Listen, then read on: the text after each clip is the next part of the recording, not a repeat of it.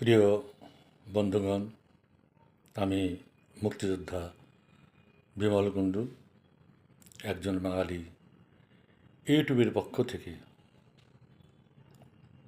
কিছু বলতে এসেছি। আজ আমি যা বলবো তা বলবো অন্তর্বর্তী সরকারের প্রধান ইউনূস সাহেবের উদ্দেশ্যে।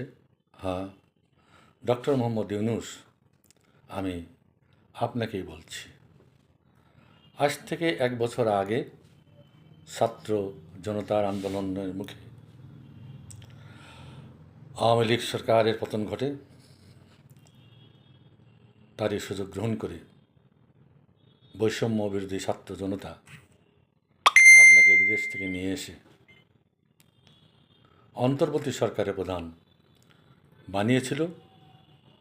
দেশের মানুষ আশা করেছিল আপনার মতো একজন আন্তর্জাতিক খ্যাতিসম্পন্ন নোবেল বিজয়ী হাতে দেশকে দিলে দেশ সুরক্ষিত থাকবে এবং দেশের মানুষের ভাগ্যের উন্নয়ন ঘটবে। কিন্তু আমরা কি দেখতে পেলাম? আজকে দেশের জনগণ বুঝতে পেরেছে যে আপনি হঠাৎ করে এসে দেশের মসনদ দখল করেননি। আপনার এই দখল করার পিছনে ছিল বড় বড় শক্তির আন্তর্জাতিক ষড়যন্ত্র, আমেরিকা এবং বিশেষ করে পাকিস্তানি আইএসআইয়ের মদত, এবং এই যে যুবশ্রেণীর আন্দোলন হয়েছিল সে আন্দোলনের পিছনে এই দুই শক্তি কার্যকর ভূমিকা পালন করে দেশের গণতান্ত্রিক সরকারের পতন ঘটিয়ে আপনাদের হাতে দেশের ভার তুলে দিয়ে দেশকে মধ্যযুগে ঠেলে দিয়েছে। যেখানে 1 বছরের মধ্যে আপনার দেশকে পাঠিয়েছেন, সেখান থেকে ঘুরে দাঁড়াতে বাংলাদেশের বহু বছর সময় লেগে যাবে।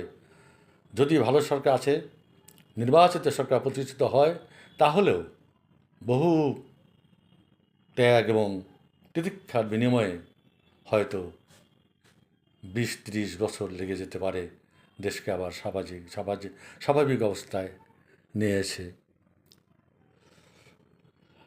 আপনাকে জিজ্ঞেস করি, মিস্টার ইউনূস, কিসের বিনিময়ে আপনি দেশটার এই হাল করলেন?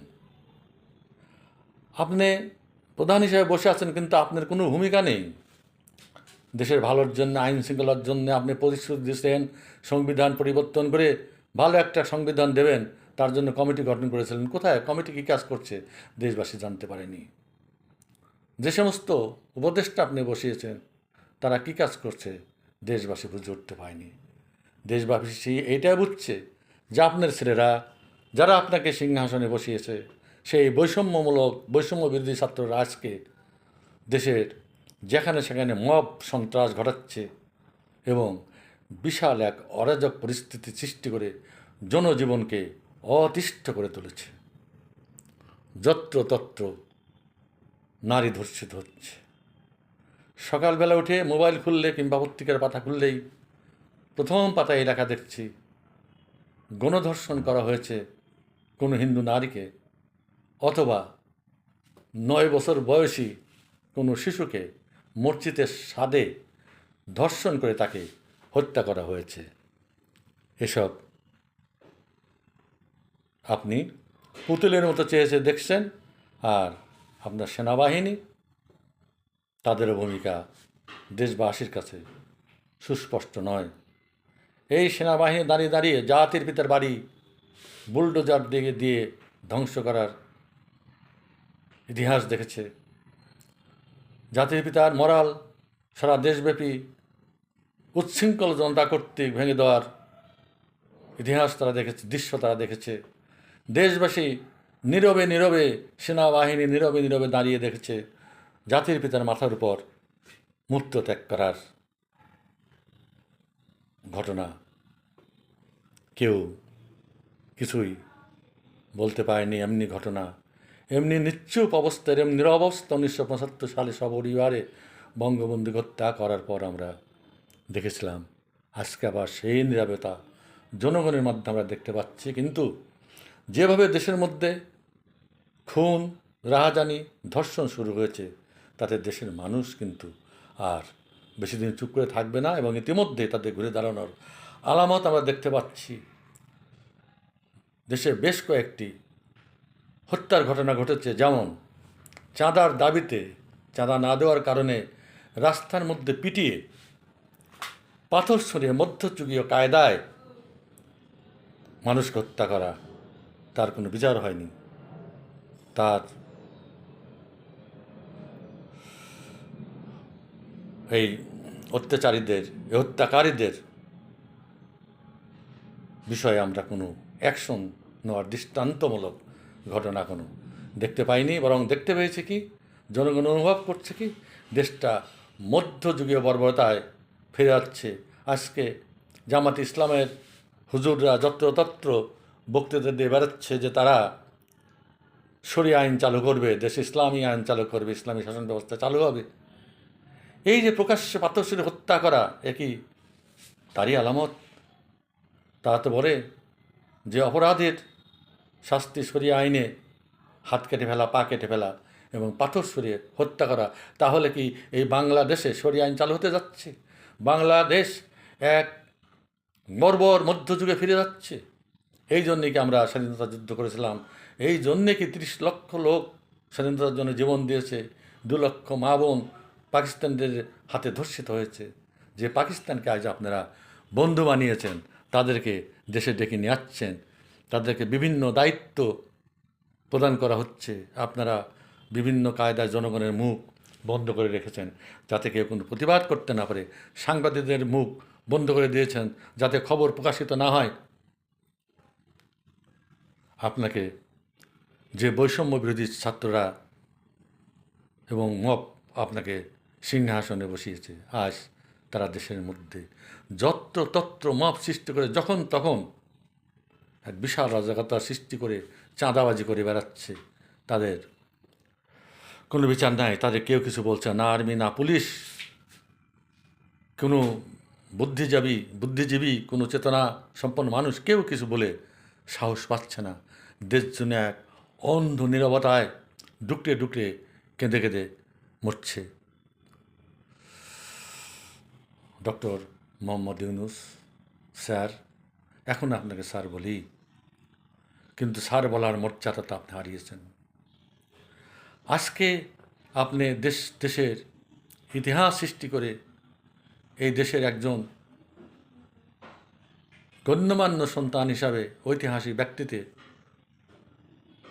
পরিণত হতে পারতেন, দেশের ইতিহাসে নাম লেখাতে পারতেন। কিন্তু কি দেখতে পাচ্ছি আমরা?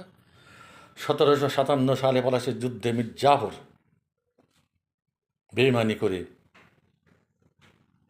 দেশের স্বাধীনতাকে বিদেশির হাতে তুলে দিয়েছিল। সেই মীর জাফর আলী খান নামটি ভালো একটি নাম বিশ্বাসঘাতকের সঙ্গে তুলনা করে এতগুলো শতাব্দী ধরে মানুষ ঘৃণা ভরে সেই নাম উচ্চারণ করছে। ডক্টর মোহাম্মদ ইউনূস জাতির সঙ্গে, দেশের সঙ্গে বিশ্বাসঘাতকতা করার জন্যে, দেশের সম্পদ বিদেশির হাতে তুলে দেওয়ার জন্যে, দেশের পোর্ট আমেরিকার হাতে, সেন্ট মার্টিন দ্বীপ আমেরিকার হাতে তুলে দেওয়ার জন্য, বিভিন্ন চক্রান্ত করার জন্য আজ যে দুর্দশায় জাতির উপর নেমে এসেছে, আপনাকেও জাতি মীর জাফর হিসাবে, বিশ্বাসঘাতক হিসাবে বহু শতাব্দী মনে রাখবে এবং এই ঘৃণিত নামটি ইতিহাসের পাতায় লেখা থাকবে। বাঙালি আবার ঘুরে দাঁড়াবে। হয়তো সময় লাগবে, বাঙালি এরকম থাকে না। আপনি বাঙালিকে চিনতে পারেননি। বাঙালি বহুবার ঘুরে দাঁড়িয়েছে, বহুবার তাদের স্বাধীনতা হরিত হয়েছে, আবার তারা অর্জন করেছে তাদের অধিকার। এই বাঙালির ঘরে বহু সুপুরুষ জন্মগ্রহণ করেছে, আবার কেউ না কেউ জন্মাবে, তা আবার তারা দেশকে স্বাভাবিক অবস্থায় নিয়ে এসে দেশে গণতন্ত্র প্রতিষ্ঠা করবে। কিন্তু আপনি একজন ঘৃণিত মানুষ হিসাবে এই বাঙালির জাতির কাছে চিরদিন থাকবেন এবং ঘৃণা করে বাঙালি আপনার নাম উচ্চারণ করবে না। আপনার নাম হবে পৃথিবীর শ্রেষ্ঠ একজন বিশ্বাসঘাতক হিসাবে, যে বিশ্বাসঘাতকের বিচার হয়েছিল দ্বিতীয় মহাযুদ্ধের পর নুরেমবার্গ বিচারালয়ে। আপনারও তেমন ঘটনা ঘটবে। আপনি ভারতের পূর্বাঞ্চল বিচ্ছিন্ন করে ডিস্টার্ব করবেন, বিদেশি হাতে তুলে দেবেন, ভারতকে একটা তুচ্ছ শক্তি আপনাকে তা হতে দেবে? অ্যাকশন কিন্তু এই 2 দিনের মধ্যে আরম্ভ হয়ে গেছে। সংবাদ মাধ্যম প্রচার করেনি, কিন্তু পাবলিক কিন্তু সব কিছু জানতে পারছে যে সেখানে কিন্তু গত 2 দিন ধরে হচ্ছে। এই যে পাকিস্তানি আইএসআই যাদেরকে ওখানে স্থান দিয়েছেন আপনি, যে আমেরিকার ট্রেনার যারা জঙ্গিদের ট্রেনিং দিচ্ছে, তাদের ওপর কিন্তু এয়ার স্ট্রাইক শুরু হয়ে গেছে। সাবধান ইউনূস সাহেব, সাবধানে থাকুন। এই পর্যন্ত আজ। জয় বাংলা, জয় বঙ্গবন্ধু।